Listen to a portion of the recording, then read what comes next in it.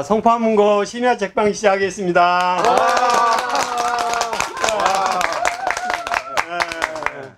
오늘은 이제 우리 송하영 피아니스트 선생님께서 유비백서라는 이 책을 가지고 여러분들께 앞으로 100년을 어떻게 살아야 할 건지를, 그리고 여러분의 100세는 안녕하십니까 라는 제목으로 우리 선생님께서 강연이 있겠습니다. 그리고 중간에 항상 궁금하거나 자기 하고 싶은 얘기가 있으면 언제든지 이렇게 말씀을 해주세요.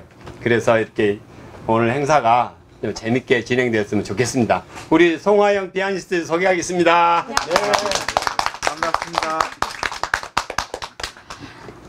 네, 여러분들 날씨가 매우 더운데 와주셔서 너무 감사드립니다. 제가 항상 강연을 하거나 책을 쓸 때는 제가 이 책이 3번째 책인데요. 절판된 것까지 합치면 4번째 책이고요. 근데 항상 그 앞에 전에 썼던 책은 음악에 관한 책을 썼기 때문에 이렇게 강연을 하는 거에 있어서 되게 자신있게 강연을 하고 모두가 내 얘기를 경청해 주었으면 하는 마음으로 강연을 했는데, 사실 이거는 여기 계신 어르신분이 저보다 훨씬 더 100세에 가깝게 사셨기 때문에 저도 오늘 여러분들께 배우는 마음으로 같이 이렇게 얘기를 하고 나누는 그런 시간이 되었으면 좋겠습니다. 네. 제가 이렇게 얘기를 하다가 뭐 좀 저의 생각에 첨언을 해주실 게 있으면 언제든지 기타 없이 저를 가르쳐 주시면 또 감사할 것 같고요. 여기 또 자라난 청소년과 어린이 친구가 와주셔서 또 이 아이들이 자랄 때 저의 얘기가 언제 또 기억이 돼서 어느 순간에 힘이 될 수 있었으면 하는 마음으로 한번 얘기를 해보고자 하겠습니다. 이 책은요, 흔들의자라는 출판사에서 만들어진 책인데, 이 흔들의자라는 출판사가 1인 출판사예요. 이분이 아파트 분양 광고 회사를 하셨어요. 아파트 분양을 하면 건설사가 있잖아요. 그 건설을 하면 이제 광고를 해야 그 아파트를 팔잖아요. 근데 그 아파트를 우리나라는 왜 짓기 전에 팔아야 되니까 그 광고가 되게 반짝반짝 빛이 나야 아파트를 팔잖아요. 광고 중요하죠. 되게 중요해요. 네. 그래서 이분이 아직 지어지지도 않은 아파트를 막 뻥을 쳐가지고 포장을 많이 하고. 네, 그래서 이제 분양을 막 하는 그 광고 업체를 운영하셨던 분이세요. 그러니까 이제 이 카피라이트나 이런 걸 쓰시는 거에 있어서 아주 최적화된 분이시죠. 아이디어가 많은 분이시죠. 그리고 아파트를 막 분양하는 그거에 광고를 해갖고 되게 돈을 많이 버셨대요. 서울의 아파트가 그 시절에 4채를 갖고 계셨대요. 아파트를. 되게 부자죠. 근데 어느 순간 그 일을 하는 것이 되게 무의미하다라고 느껴져가지고 난 좀 새로운 도전을 해야 되겠다. 그래서 가족을 이끌고 그 아파트 4개를 미련 없이 싹 다 처분하고, 그거 갖고 계셨으면 지금 되게 부자 되셨을 텐데 미련 없이 싹 처분을 하고 뉴질랜드를 가셔서 팜 농장 사업을 하셔서, 팜유 아세요? 팜유? 네. 식용유 만드는 팜유 사업을 하셨는데 이제 굉장히 세게 망하신 거예요. 아주 밑도 끝도 없이 망하신 거예요. 그래갖고 모든 재산을, 그 많던 재산을 싹 다 날리고 애기들까지 해갖고 막 대책이 없는 와중에 귀국을 하셔가지고 뭘 할까 하다가 자기는 망했지만 딸들한테 부끄럽지 않은 일을 할 거야 라는 생각을 하셔서 책 사업을 하고 싶으셨대요. 근데 그때 오셨을 때는 이제 이런 서점을 하시려면 이제 교보문고나 이런 것 때문에 자신이 없으시니까 출판업을 해야 되겠다. 왜? 난 디자인을 할 줄 아니까. 광고쟁이셨으니까 이런 문구 뽑는 거나 책 디자인하는 거에 되게 자신이 있으신 분이신 거죠. 그래서 이제 나는 출판사를 해야 되겠다. 그 맨 땅에 헤딩하듯이 그 꿈 하나만을 갖고 저자를 찾아야 되잖아요. 작가가 있어야 책을 낼 거 아니에요. 근데 제가 그때 인터넷으로 상담을 했어요. 그 인문계 애들이 음대를 가려면 굉장히 어려워요. 예고나 예중을 다니지 않고 그냥 인문계에서 맨 땅으로 피아노 학원을 다녀가지고 음대를 가는 거는 너무 힘들어요. 왜? 경쟁해야 되는 애들이 예고 예중을 다닌 전문적인 아이들하고 경쟁을 해야 되잖아요. 근데 이 아이들은 그런 전문적인 교육을 하나도 못 받았기 때문에 게임이 아예 출발선이 이렇게 다른 거예요. 근데 저는 그게 좀 마음이 아파가지고 인터넷으로 상담을 해줬거든요. 근데 그 글을 보고 이 여자가 글을 잘 쓰네 그렇게 생각을 했다니까. 메일이 왔어요. 밑도 끝도 없이. 처음 보는 아니 못 봤지. 모르는 양반인데 인터넷 상담했는데. 네, 메일이 온 거예요. 선생님 글을 어디에서 어느 사이트에서 선생님 글을 봤는데 글이 너무 좋다는데, 저는 그때까지 제가 글을 잘 쓰는 사람인지 몰랐어요. 저는 외국에서 17년을 살다가 왔기 때문에 우리말에 그렇게 크게 자신이 없는 사람 중에 하나거든요. 맞춤법도 자신이 없고. 근데 선생님 글은 너무 좋다는 거예요. 밑도 끝도 없이. 그래갖고 선생님 혹시 책을 내실 마음이 없냐. 사기꾼인가. 이 사람이 사기 칠 사람이 없어서 가난한 예술가의 등을 치려고 그러나. 그래가지고 이제 고사를 몇 번 했죠. 나는 좀 그렇다 그랬더니 뵙자고 하더라고요. 근데 이제 막 메일을 쓰는데 이 모든 내가 광고 사업을 했는데 돈이 많았는데 망해서 애들 이만큼을 써서 메일을 보내셔가지고 이 사람 좀 한번 보고 싶다는 생각이 들었어요. 그래서 봤어요. 봤는데 사모님하고 딸내미들하고 같이 나오셨더라고요. 네 가족이. 그래가지고 얘기를 하는데 너무 정상적이고 단란하고, 그 사모님이 너무 괜찮은 여자거든요. 남편이 그렇게 돈을 다 날렸는데 잔소리를 안 하시고 다 받아들이시고 너무 멋있으신 분이시더라고요. 제가 그 가족한테 반해가지고 책을 내겠습니다 했어요. 그래서 처음 나온 책이 어느 피아니스트의 서시라는 책이에요. 저번에. 네, 그 책은 제가 유학생활 하면서 답답하잖아요.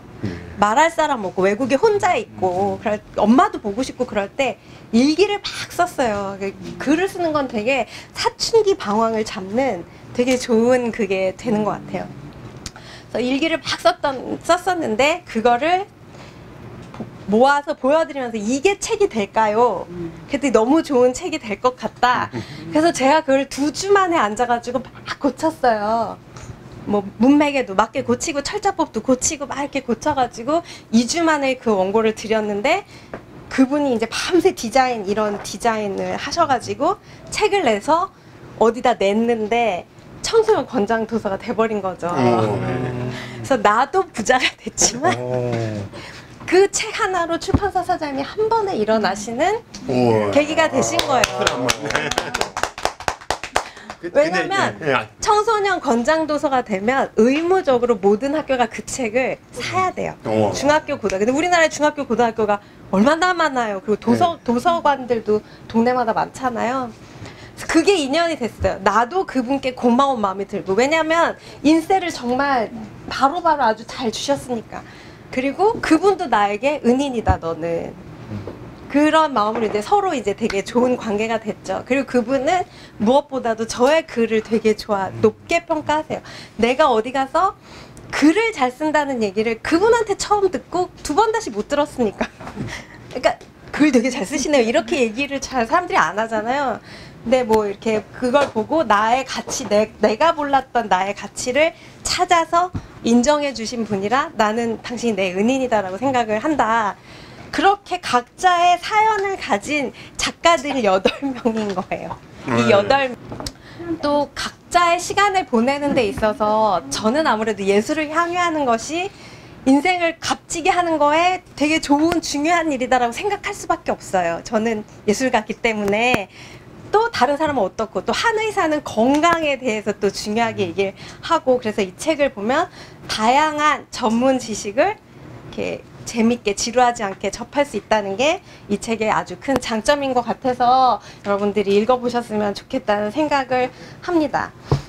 저는 이 책에 이제 4가지를 준비를 하면 내 100살이, 나의 만년이, 나의 노후가 안전하고 그리하여 행복하게 느낄 수 있다라고 생각을 해서 썼어요. 첫째는 일상이에요. 그냥 우리가 사는 매일매일.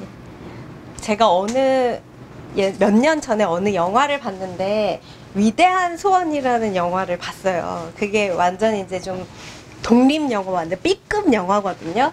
근데 요 정도 또래의 고등학교 남자애가 루게릭병이라는 그 불치병에 걸려요. 그래서 이제 얼마 못 산다는 딱 그 선고를 받는 거예요, 의사로부터. 그러니까 이제 하루하루 부모님의 마음은 어떻겠어요? 얘가 죽기 전에 뭐 하나라도 소원이 있으면 원하는 거 들어주고 이 아이가 행복하게 마지막을 갈 수 있기를 부모는 너무 원하는 거예요. 그래가지고 이제 얘기를 하는데 얘가 한사코 말을 안 해요. 너 꼭 뭐 마지막으로 하고 싶은 게 뭐니? 그러면 얘가 얘기를 안 해요. 얘기를 안 하는데 그러다 보니 부모는 이제 어디서 들은 말을 자꾸 해줄 수밖에 없잖아요. 좋은데 여행을 데리가 봐라, 맛있는 걸 먹여봐라. 근데 얘가 루게릭 빼니까 몸이 이렇게 잘 안 움직이는데 여행을 가는 게 너무 힘든 거예요. 이 환자도 힘들고 부모도 힘들고 막 휠체어대로 막 통제가 안 되고. 그래서 그것도 별로 좋은 아이디어가 아니었고, 맛있는 거는 저도 얘가 소화를 못 해갖고 먹질 못하는 거예요. 그래서 정말 너가 원하는 걸 해주고 싶다. 근데 이 아이의 소원이 뭐였냐면, 여기 어린이 친구가 있어서 말하기가 조금 그렇긴 한데, 그냥 여인과의 하룻밤이었어요. 굉장히 그냥 평범하고 늘 누구에게나 매일매일 있을 수 있는 그거였어요. 그러니까 제가 그때 되게 이 영화 되게 본질적으로는 코미디 영화여서 되게 웃고 떠드는 영화인데 제가 거기서 되게 묵직한 걸 느꼈거든요. 아, 사람이 죽기 전에 바라는 게 뭐 이순신급의 업적이 아니구나. 세상에 이름을 남길 만큼의 그런 대단한 일이 아니라 그저 내가 하루를 살아도 행복하게 사람답게 사는 어떠한 한 요소, 그거를 남들이 경험해본 모든 것들을 내가 어쩌면 경험하지 못하고 좋을지도 모르구나 하는 그 그냥 하루 일상이었던 거예요. 여기 책방이니까 제가 이상이라는 소설가를 좋아해요. 조선시대 천재문인 이상을 좋아하는데 그 사람이 이제 막 그 결핵으로 죽을 병에 걸렸잖아요. 근데 그 결핵 치료를 안 하고 도전을 더 했어요. 워낙 돈이 없으니까 양립을 못 하고 결핵 치료를 안 하고 나는 일본으로 가서 더 한번 마지막 도전을 해보겠다고 했는데 그게 되겠어요. 결핵이 있으면 결핵을 치료를 해야지. 그거 아무리 꿈을 위해서 도전한다고 되지가 않잖아요. 근데 그 대단한 막 인류사에 남을 문학을 남기고 죽겠다던 그 엄청난 문학 청년도 죽기 직전 마지막 위원은 나 멜론 먹고 싶어. 그러니까 그 소박한 거예요. 그러니까 우리는 볼 때 야 멜론 너 지금 서울대학 가면 멜론 너무너무 많이 먹을 수 있어. 너 서울대학 가잖아. 이쁜 여자가 줄을 설 거야. 근데 당장 내일이 어떻게 될지 우리는 모른다는 거죠.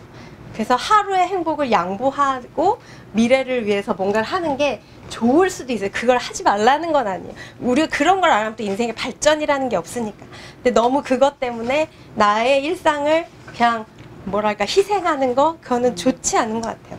제가 40살에 되게 아팠어요. 이렇게 정상적인 사람은 피가 12가 있어야지 정상이래요. 근데 저는 4밖에 없었어요. 의사가 깜짝 놀래요. 어떻게 살아? 이게 이러면 산송장이라는 표현을 하더라고요. 근데 저는 아무렇지도 않았거든요. 근데 아무렇지도 않고 건강하다고 스스로 생각하고 일생을 살았는데 의사가 당신한테 피가 4밖에 없어요. 그 얘기 듣자마자 갑자기 아픈 거예요. 갑자기 난 어지러운 것 같고 죽을 것 같고 막 살이 그 다음날 일어나니까 막 쑥 빠져 있어요. 그래서 이 정신이 그렇게 중요한 거더라고요. 제가 몰랐어요. 피가 없다고 당장 죽진 않거든요. 피가 없다고 당장 죽진 않으니까 사는데 힘들 뿐이죠. 그리고 그 원인을 밝혀내야겠죠. 피를 왜 얘는 못 만드나? 아니면 어디서 새나? 이제 그걸 찾아야 하는 거죠. 그래서 제가 백혈병 검사를 했어요. 피를 못 만드는 가장 위험한 병이 백혈병인 거라는 거예요. 5만 군데를 다 쑤시고 찌르고 막 해요. 그러니까 제가 그때까지 활동을 정말 열심히 했거든요. 인터넷에 피아니스트 송화를 보면 제가 35가지 얼마나 열심히 살았는지가 경력으로 나올. 그건 어떻게 제가 거짓말을 할 수 없어요. 팩트로 있는 거니까. 그럼에도 불구하고 제가 막 온몸을 쑤시고 찌르는 검사를 하면서 내가 당장 내일 죽는다라고 생각을 하니까 아쉬운 게 내가 조수미급이 못 된 게 아쉬운 게 아니에요. 난 나이트를 그때까지 못 가봤거든요. 나이트 가볼까? 그리고 제 친구 중에 진짜 전화했어요. 제 친구 중에 나이트를 굉장히 즐기는 친구가 있어가지고 한 번만 데려가 달라고. 데려가 줬어요. 근데 그것도 나이트를 안 간 게 착각한 거야. 나는 내가 되게 내 일상을 희생해서 나이트를 안 가고 공부를 했기 때문에 나이트를 못 갔다고 생각을 해서 억울해했는데 그게 아니라 난 나이트를 싫어하는 사람이었던 거예요. 나이트에 가니까 그 남자들 눈빛이 너무 기분이 나쁜 거예요. 일단은. 두 번째는 너무 시끄러운 거예요. 제가 직업이 음악가다 보니까 이 불규칙한 사운드가 크게 들리면 막 기분이 너무 안 좋은 그런 직업병은 있거든요. 나는 이런 데가 어울리지 않는 사람이구나. 제가 그때 제 인생을 확 바꾸는 계기가 됐어요. 나는 그러면 의미 있게 살다 죽을 거야. 내가 예술의 전당에서 피아노를 치는 것보다 피아노가 어떻게 생긴지도 모르는 저 시골 가서 피아노를 쳐야지. 내가 뭐 잘 나가는 교수님한테 잘 보이는 것보다 정말 뭐 쥐뿔도 없는 사람들한테 내가 힘이 돼줘야 되겠다. 그래서 제가 교회에서 저 또래 정도 되는 초등학생 애들 3명을 멘토로 해야 되겠다 하고 계속 해갖고 걔들이 취직을 셋다 했잖아요. 요즘 취직이 그렇게 어려운데 그래서 5만 원짜리 이따만큼을 주더라고요. 선생님 감사하다고. 정말 울었어요. 야, 이게 왜 뭐 부모가 자식 길러가지고 용돈 받으면 눈물이 난다더니 이게 그거구나. 아, 절대 내가 이렇게 베푼 그 마음은 선하게 열매를 맺는구나. 또 그런 걸 느껴가지고 그때 제가 이렇게 인생을 확 돌리면서 제가 그냥 원래대로 살았던 패턴대로 아프지 않았다면 제가 여기 안 왔을 거예요, 아마. 근데 그때 이후로 저는 라이프 스타일을 확 바꿨어요. 의미 있게 살다 죽자. 누구가 죽었을 때 이루지 못해서 정말 슬픈 거는 저 정점의 꼭대기가 아닌 거를 알았기 때문에 아, 나는 인생을 바꾸자 해서 좀 저의 일상을 하루하루 소중하게 살아가는데 많은 사람들이 그런 극적인 경험을 못 하잖아요. 백혈병 검사한 사람 여기 저밖에 없을걸요?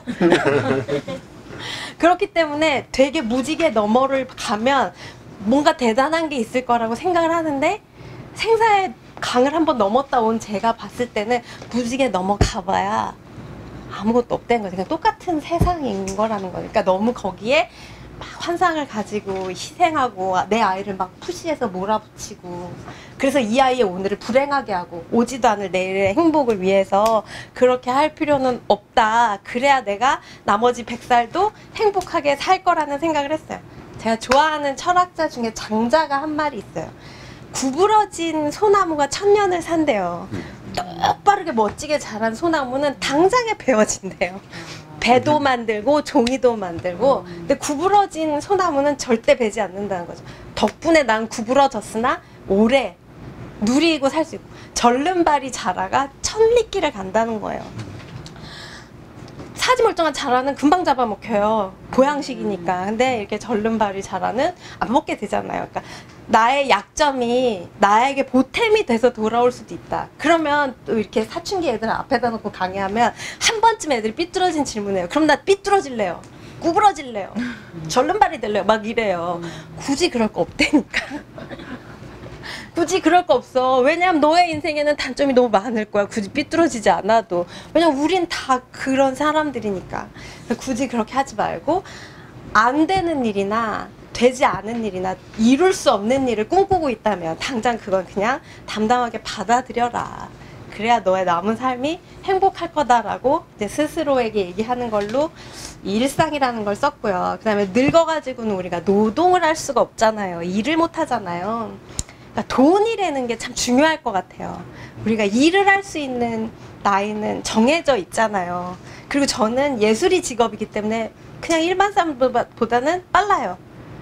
왜냐면 이쁘고 젊은 피아니스트가 계속 쏟아져 들어오는데 굳이 나이 먹고 건강하지도 않은 저를 써야 될 이유가 없잖아요.